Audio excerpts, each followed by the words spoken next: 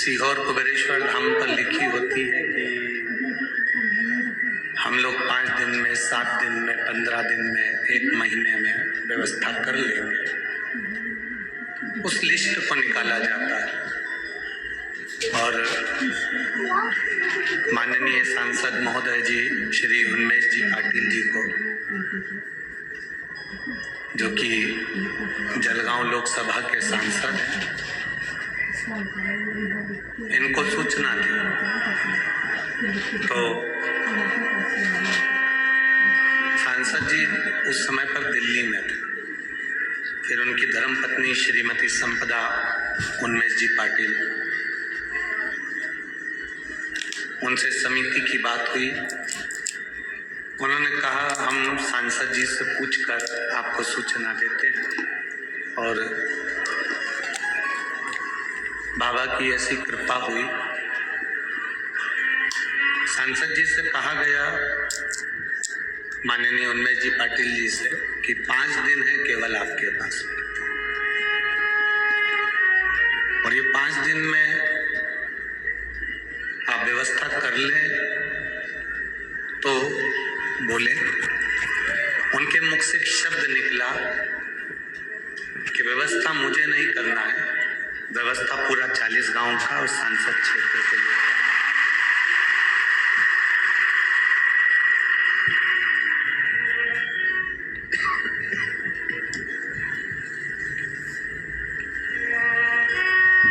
ये व्यवस्था मैं नहीं करूंगा, ये व्यवस्था पूरी वाले हैं, वो सब इस व्यवस्था को करेंगे।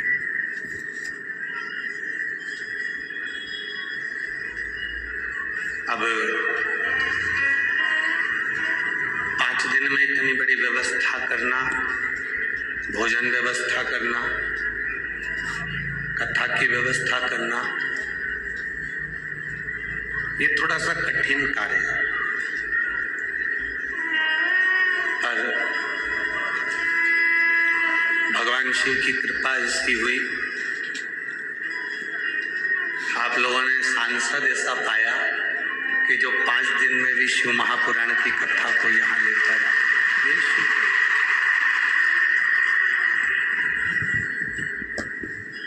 और बिना प्रभु की कृपा के कुछ नहीं हो सकता।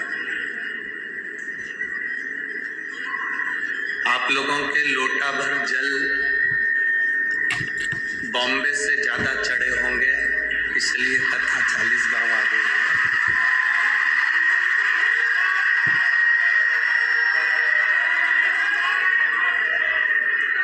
ये कथा किसी के बस की बात नहीं है। शिव महापुराण की कथा को कराने के लिए महीना महीना, 2-2 महीना, 4-4 महीना, 8-8 महीना, साल भर व्यवस्था करना पड़ती है। साल भर व्यवस्था करते हैं तब जाकर कहीं कथा हो पाती है, वरना बहुत मुश्किल है इस कथा। पर 5 दिन के अंदर इतनी बड़ी, इतना विशाल व्यवस्था करना,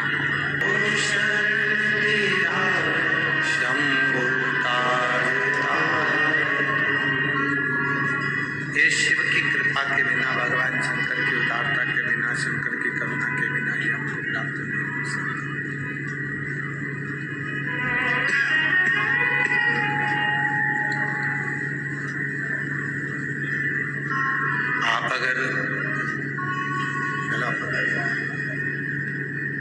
आप अगर इस पवित्र प्रांगण के अंदर बैठकर शिव महापुराण की कथा को श्रवण कर रहे हैं,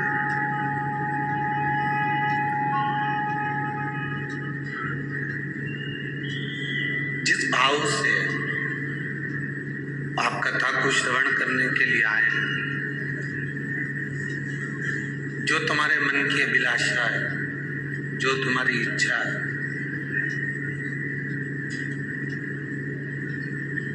जिस भाव से आप कथा को श्रवण करने के लिए आए,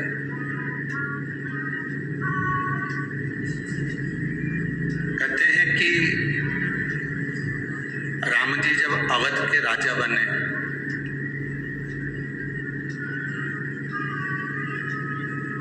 उनका राज तिलक हुआ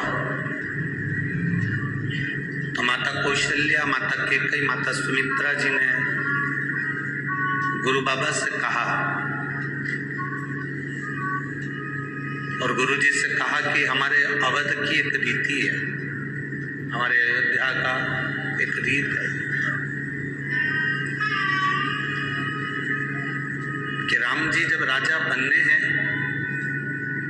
अयोध्या में जो राज सिंहासन पर बैठता है, जब उसका राज तिलक होता है, सभा में जितने बैठे रहते हैं, जो मांगते हैं राम जी को वो देना ही पड़ेगा।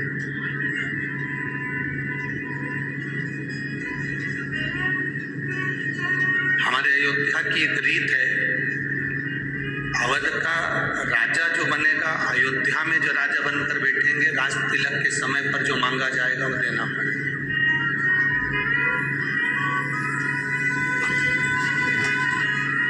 जो भी मांगा जाए वो देना है।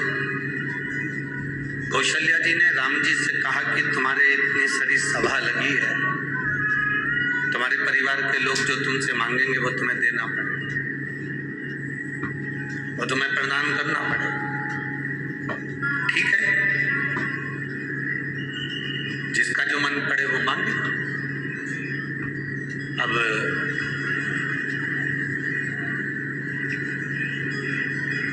लक्ष्मण जी से कहा कि पहले तुम जाओ मांगने के लिए, क्योंकि तुम भी 14 वर्ष का वनवास से वापस लौट कर आए।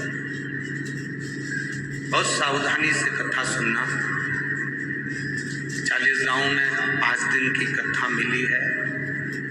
इतनी झोली भर कर सुनना कि बाबा अगली कथा में एक पत्र तुम्हारा भी भेजे और उसमें लिखा हो कि मेरे मन की बात बात।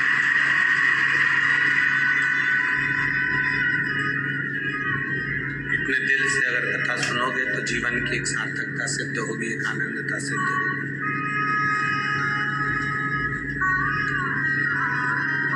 लक्ष्मण जी को भेजा कि पहले तुम मांगो। लक्ष्मण जी गए, भैया राम के चरणों को प्रणाम किया। कौशल्या जी ने कहा हमारे यहाँ की रीति है, जब राम जी राजा बने हैं, अवध के सिंहासन पर जो बैठेगा उससे जो मांगोगे वो देगा। लक्ष्मण जी ने मांगा कि मुझे भैया राम के चरणारविंद की सेवा चाहिए। राम जी ने सेवा दे दी। भरत जी से कहा आप मांग लो। भरत जी ने राम जी के चरणों की सेवा मांगी, उनको भी सेवा दी। शत्रुघ्न से कहा गया कि तुम मांग लो, तो शत्रुघ्न जी ने भरत जी के चरणों की सेवा मांगी तो उनको दे दी। उर्मिला आई, उन्होंने अवध के सेवा मांगी, सेवा दे दी। मांडवी आई, उसने अपने पति के चरणों की सेवा मांगी, वो दे दी। शत्रुघ्न जी की धर्म पत्नी शुद्ध कीर्ति है।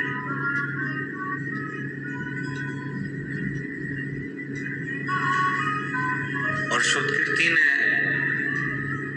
राम जी से कहा कि भैया राम, मैं आपसे जो मांगूंगी आप वो मुझे दे दोगे।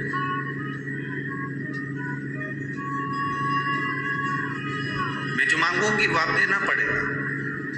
कौशल्या जी ने कहा शुद्ध कीर्ति कैसी बात करती है, यहाँ जितनों ने मांगा राम जी ने सबको सब कुछ दिया, तो फिर आपको क्यों ना दे।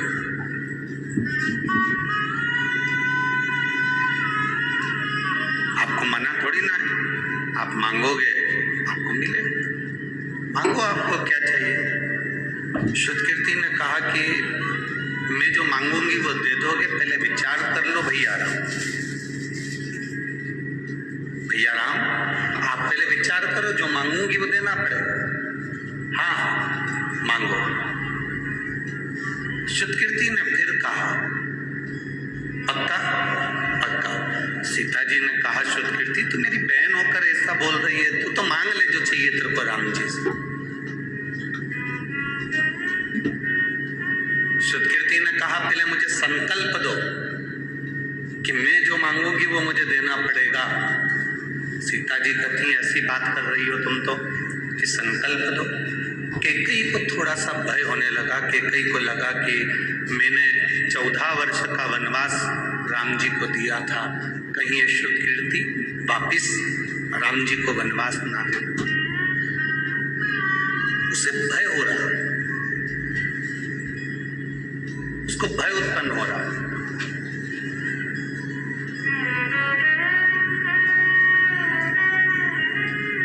मांगो। भैया राम ने कहा श्रुतकीर्ति मैं वचन देता हूं तेरे को। श्रुतकीर्ति मेरा वचन है, मैं तुझे वचन देता हूं कि जो तू मांगेगी मैं तुझे दे दूंगा, मांग ले तुझे क्या चाहिए। श्रुतकीर्ति कहती है, भैया राम से श्रुतकीर्ति कह रही है राम जी से कि भैया मुझे केवल आपने जो वन में कपड़े पहने थे, वल्कल वस्त्र, वो वन के कपड़े मुझे दे दीजिए। राम जी ने पूछा तू उस वल्कल वस्त्र का, उस वन के कपड़ों का, उस वनवासी वस्त्र का करेगी क्या? श्रुतकीर्ति कहती है जो राम अवध के राजा बनने वाले थे, समय के चक्र ने घुमाकर उनको 14 वर्ष के लिए वन भेज दिया है। घड़ी बांधना अपने हाथ में है, पर घड़ी का समय अपने हाथ में नहीं है। अच्छा और बुरा समय उस कालाधिपति महाकाल के हाथ में। ये अपने हाथ में नहीं है, ये अपने हाथ के अंतर्गत नहीं है।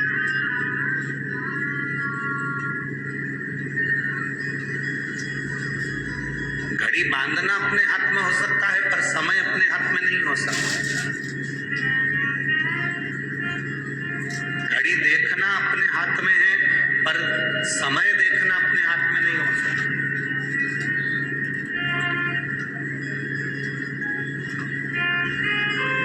दुनिया का कितने से भी बड़े से बड़ा विद्वान व्यक्ति क्यों ना हो, बड़े से बड़ा ज्ञानी व्यक्ति क्यों ना हो, बड़े से बड़ा चतुर व्यक्ति क्यों ना हो, कितना बड़ा भी ज्योतिष आचार्य क्यों ना हो, कितना बड़ा भी विद्वान व्यक्ति क्यों ना हो, कितना बड़ा भी विद्वान क्यों ना हो, वो घड़ी देख सकता है, पत्रिका देख सकता है, नक्षत्र देख सकता है, फल देख सकता है, फेस रीडिंग कर सकता है, हस्त रीडिंग कर सकता है, वो सारी रीडिंग कर सकता है, और वो आने वाले समय की गणना नहीं कर सकता कि आने वाला समय कैसा होगा।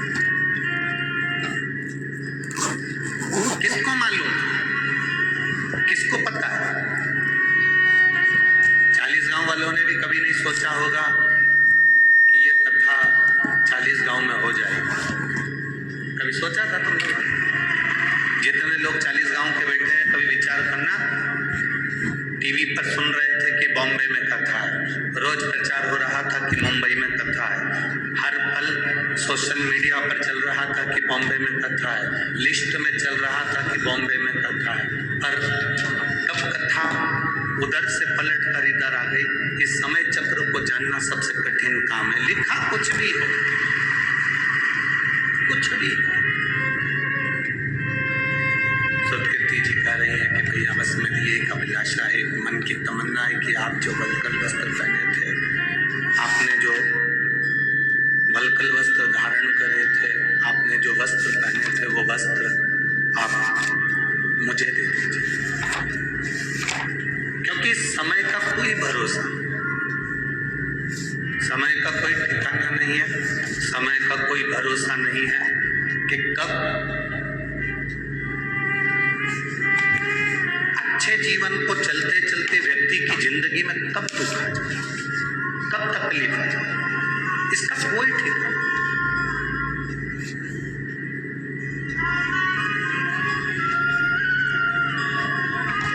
कई लोग कहते हैं गुरुजी हमारी जिंदगी में क्या दुख ही दुख है, हमारे जीवन में क्या तकलीफ है, हमारे जीवन में क्या कष्ट ही कष्ट है, हमारे जीवन में क्या परेशानी ही परेशानी है।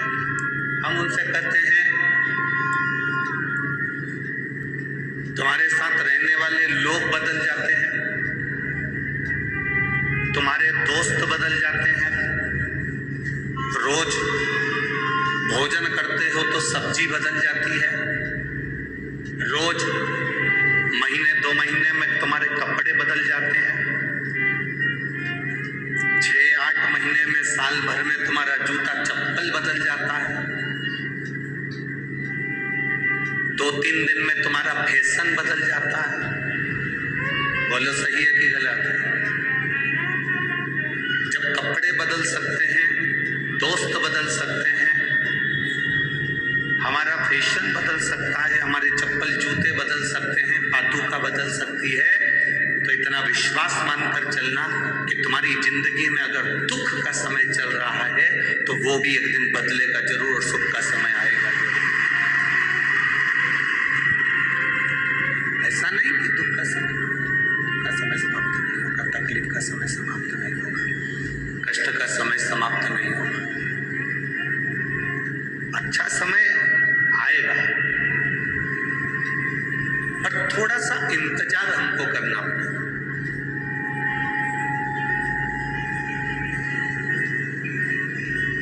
500 वर्ष लगे संघर्ष करते करते करते करते 500 वर्ष हो गए, और संघर्ष करते करते जब 500 वर्ष हुए,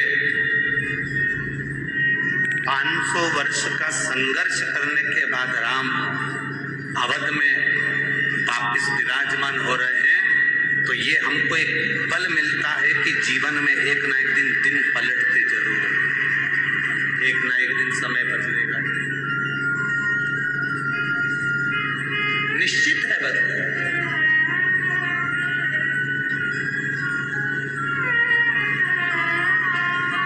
और शंभो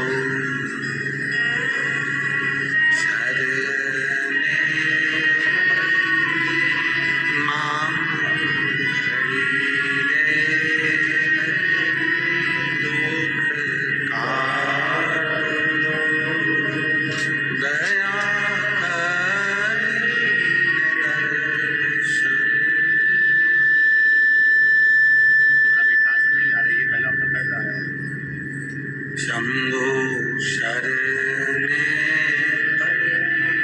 मांगो घड़ी रे, दुख काटो दया करीने दर्शन। समय बदलता है और निश्चित है बदले।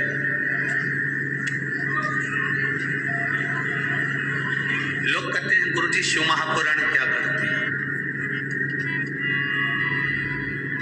शिव महापुराण का कार्य क्या है? आप लोग लाखों की संख्या में पहुंचे हो,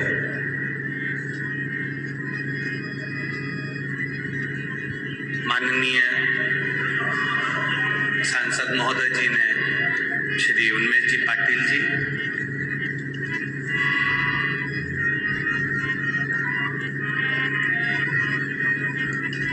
जितनी कथाएं हमने करी है, उन कथाओं में जलगांव में जो कथा हुई, उस कथा से भी बड़ा दुगना पंडाल यहाँ 40 गांव में लगाया, पर भक्तों का सैलाब, भक्तों का सैलाब है यहाँ पर, बहुत भारी संख्या में आप लोग आए। हम तो सोचे थे कि कई लोगों को तो सूचना ही नहीं मिली होगी कि 40 गांव में कथा है, तो हम आशीष से बोले थे कि 40 गांव में कथा है, कई लोगों को तो सूचना ही नहीं पहुंचेगी, सूचना ही नहीं मिलेगी।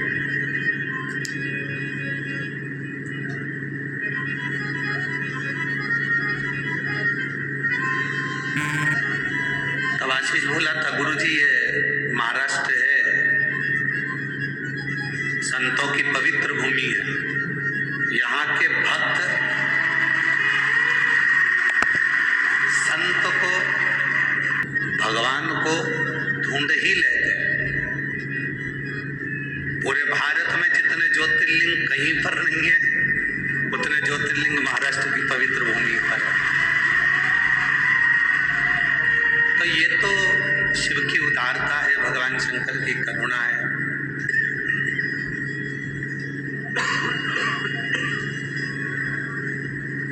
ये तो भगवान शिव की कृपा है, करुणा है, उनकी उदारता है, उनकी दया है, जो 5 दिन के अंदर इतनी व्यवस्था यहाँ करी गई और आप लोग भी इतनी संख्या में पहुंचे।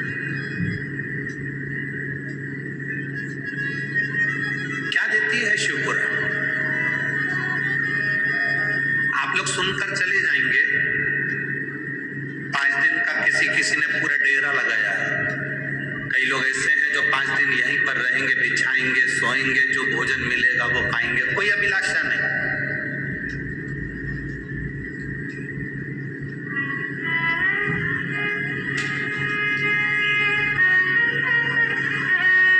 कोई कांच लेकर, गंगा लेकर कोई नहीं आया।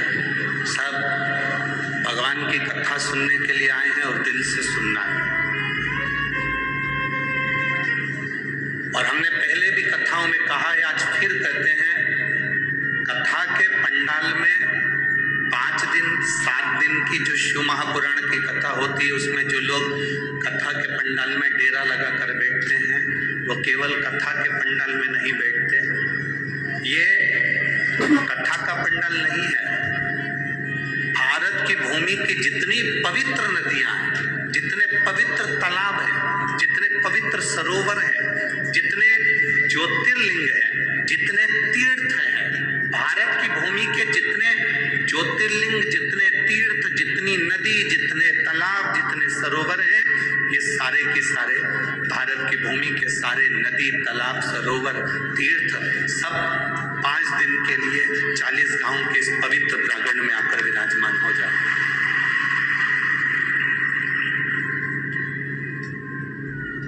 आप केवल जाने के बाद ये मत कहा करो कि हम कथा सुनने गए थे। ना ना ना ना, आपको ये कहना है कि हम सारे तीर्थ यात्रा करने के लिए गए थे। पवित्र भूमि पर बैठकर हम तीर्थ यात्रा करें। और तेरी कृपा बिना न हिले एक भी लेते। शिव महापुराण की कथा में स्वयं वेद व्यास जी ने लिखा, उमाखंड के अंदर जो जीव भगवान की कथा को श्रवण करने के लिए शिव महापुराण के पंडाल में पहुंचता है और हृदय से कथा का रस स्वादन करता है, जिस कामना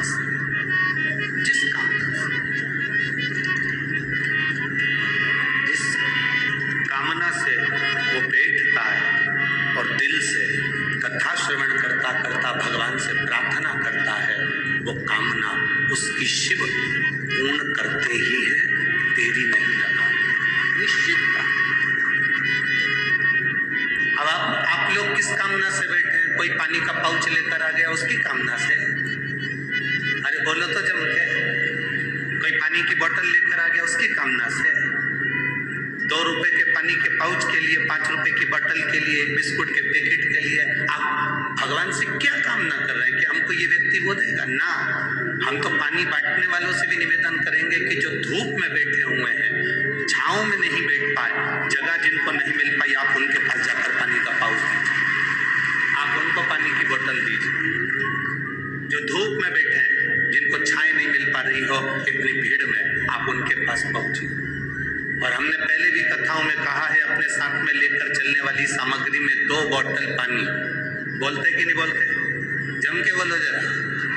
2 पानी की बोतल, 1 बिछाने का दरी, 1 जम के बोलो जरा छाता, कि मान लो कहीं टेंट लगा नहीं मिले और धूप बहुत तेज है, तो अपने छाते में अपन किसी को ये 15 बाई 15 का टेंट लगाकर 200-500 रुपए की हम पंडाल लगाकर किसी को कथा नहीं सुना सकते, तो कम से कम अपने छाते में 2 लोगों को बिठाकर कथा सुना सकते हैं।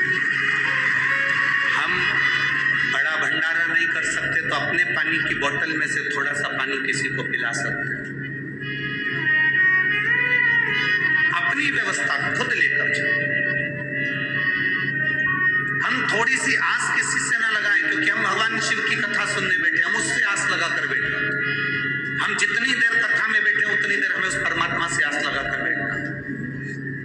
शिव महापुराण की कथा तो यहाँ तक कहती है कि मंदिर में भी जाओ, शंकर के मंदिर में भी दर्शन करने जाओ भगवान शिव के, और तुम्हारे पास में पर्स नहीं है, तुम्हारी जेब में पैसा नहीं है, तो पड़ोसन से मांग कर चढ़ाना मत। आरती में भी 1 रुपया पड़ोसन से मांग कर मत चढ़ाओ। भगवान के सामने भी 5 रुपया 10 रुपया पड़ोसन से मांग कर मत चढ़ाओ। भगवान को बड़ा बुरा लगता है जैसे सास तुम्हारे साथ में है और तुम पड़ोस कि काकी से कहो काकी मुझे 200 रुपए दे दो, और सास से नहीं मांगो तो सास को बुरा लगता है। उसी तरह भगवान के मंदिर में भगवान के सामने तुम पड़ोसन से मांग कर आरती में पैसा चढ़ाओ या भगवान के सामने पैसा चढ़ाओ, भगवान ये नहीं चाहता। भगवान कहता है तेरा पिता मंदिर के अंदर बैठा है, तू एक बार मुझसे कहता तो मैं तुझे देता, तू मुझसे तो बोलता, लगाई नहीं। बोल बम का नारा है सारी समस्या का हल। तुम मुझसे तो आस लगा, हम दुनिया से आस लगा कर, और जिस दिन हमने परमात्मा से आस लगाई उस दिन हमारी जिंदगी की सार्थकता सिद्ध हो।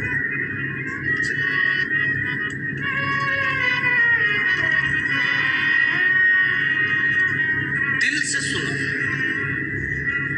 थोड़ी फाइल मोटी होगी, कष्ट ज्यादा होंगे, तकलीफें होंगी, थोड़ा समय लग सकता है कष्ट को मिटाने, पर अगर आपने 1 लोटा जल देवादिदेव महादेव को चढ़ाना प्रारंभ करा है तो वो जल खाली नहीं जा सकता, वो जल खाली नहीं जाएगा।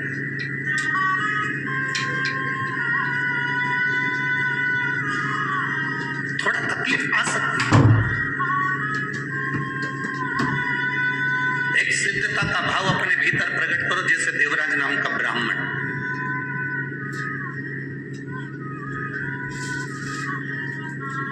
चोर है, धन नहीं है, पैसा नहीं है, चोरी का धन लेकर आया है और वो धन लेकर शिव जी के मंदिर में पहुंच जाता। इसको भी नहीं मालूम कि मेरी माता शंकर के मंदिर में 1 लोटा जल चढ़ाती रहे। आप में से कई माताएं ऐसी बैठी हैं, आप में से कई भाई ऐसे बैठे हैं कि घर के लोगों को भी मालूम नहीं पड़ने देती कि किसको साड़ी दिला देती है, कौन बहन बेटी को पाँव की पायल दिला देती है, किसको पानी पिला देती है, किसको भोजन करा देती है, भूखे को अन्न का दान दे देती है, पर किसी को मालूम नहीं पड़ने देती। आप में से कई माताएं ऐसी बैठी, आप में से कई भाई लोग ऐसे बैठे कि किसी को नहीं मालूम पड़ने देते कि कब कौन सा पुण्य कर कर चले जाते।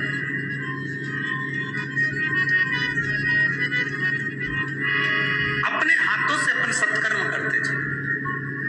कौन देख रहा है हमें उससे मतलब नहीं, कौन हमको देखा उससे मतलब नहीं, कौन ने हमको पूछा उससे हमें मतलब नहीं, कौन हमको चाहा उससे हमें मतलब नहीं। हमें तो ये मतलब होना चाहिए कि हमें किसी भूखे को भोजन करा दिया, प्यासे को पानी पिला दिया। मूल वही है। देवराज को नहीं मालूम था कि मेरी माता शिव जी को 1 लोटा जल चढ़ाती है। शायद आप लोगों को भी नहीं मालूम होगा कि शंकर जी पर 1 लोटा जल चढ़ाने का फल क्या है। 16 श्राद्ध में, श्राद्ध पक्ष में हम गया जी जाते हैं और भगवान शंकर, हम गया जी में जाकर तर्पण करते हैं, हम गया जी में जाकर पिंडदान करते हैं, हम नासिक में जाकर तिलांजलि देते हैं, तर्पण करते हैं, पिंड देते हैं, हम सरयू जी के तट पर जाकर माता सरयू को पिंड देते हैं, तर्पण करते हैं, हम गंगा जी पर जाकर जल छोड़ते हैं, तर्पण करते हैं, पिंड देते हैं। शिव महापुराण की कथा विद्येश्वर संहिता के अंतर्गत लिखा गया, जब हम 1 लोटा जल भगवान देवादिदेव महादेव को समर्पित करते हैं तो आपने 16 श्राद्ध में अपने पूर्वजों को जल दिया कि नहीं दिया, आपने अपने पितरों को जल दिया कि नहीं दिया, आपने अपने पूर्वजों को पिंडदान किया कि नहीं किया, आपने अपने पूर्वजों को, अपने पितरों को कुछ दिया कि नहीं दिया। 16 श्राद्ध में, श्राद्ध पक्ष में किसी के मरने के बाद, किसी के जाने के बाद तुमने किसी भूखे को भोजन कराया कि नहीं कराया, पता नहीं। पर इतना शिव महापुराण की कथा कहती है, जब हम एक लोटा जल अपने घर से पानी का भर कर जाते हैं, शंकर जी को समर्पित करते हैं, शिवलिंग पर एक लोटा जल जब हम चढ़ाते हैं, उस समय पर हम अपने पूर्वजों को, अपने पितरों को जल प्रदान कर देते हैं। क्योंकि शंकर पर चढ़े हुए जल का एक अंश हमारे पितरों को, हमारे पूर्वजों को भी मिलता है, जिससे हमारे पितर हमें आशीर्वाद देते हैं और हमारी जिंदगी की एक राह अपने आप प्रशस्त होती है।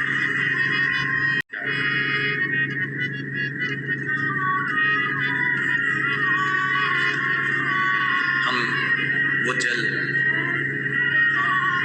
जो शिव जी को समर्पित कर रहे हैं, भगवान शंकर, भगवान देवाधिदेव महादेव को समर्पित कर रहे हैं, वो जल खाली नहीं जाता। आपका दिया गया एक लोटा जल आपके पूर्वजों के हिस्से में भी जाता है। शिव जी पे चढ़ाए गए एक लोटे जल में से एक अंश आपके पितरों को भी प्राप्त होता है। अच्छा चलो एक बात आपसे पूछे, 40 गांव वाले सब उत्तर देना जरा अच्छे से, हो बड़ा ध्यान से उत्तर देना।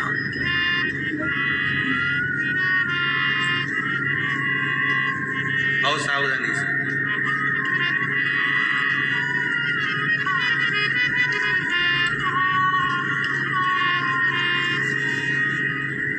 ये कार्यकर्ताओं से निवेदन है, आप लोग जो चल रहे हैं फिर रहे हैं बार बार, आप लोग अपनी जगह पर बैठ जाओ और जिनको पानी देना है उनसे निवेदन है कि आप बाहर जो धूप में बैठे हैं, गर्मी में बैठे हैं, आप उनको पानी दीजिए।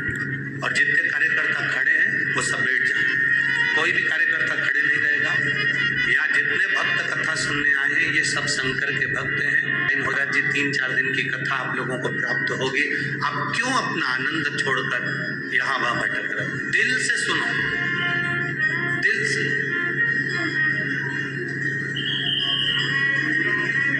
और हम आपसे भी कहते हैं, आपको कार्यकर्ता की जरूरत है कि महादेव की जरूरत है?